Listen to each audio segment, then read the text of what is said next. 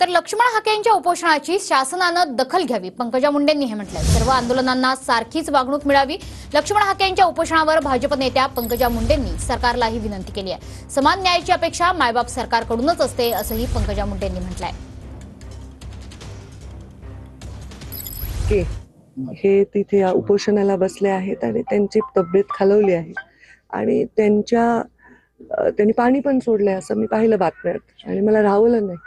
आणि हे मी वेळोवेळी असेच समर्थन प्रत्येक आंदोलनाला केले आहेत, तर ट्विटरच्या माध्यमातून मी व्यक्त झाले। कारण ह्या सगळ्या भावनेमध्ये मला अजून वाटलं की असं काही तिथे त्यांना काही कमी जास्त होऊ नये, त्यांना लक्ष दिलं गेलं पाहिजे।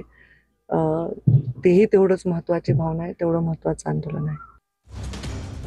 तर सर्व आंदोलनांना सारखीच वागणूक मिळावी अशी विनंती पंकजा मुंडेंनी केलेली आहे। लक्ष्मण हाकेंच्या उपोषणावर पंकजा मुंडेंनी ही प्रतिक्रिया नोंदवलेली आहे।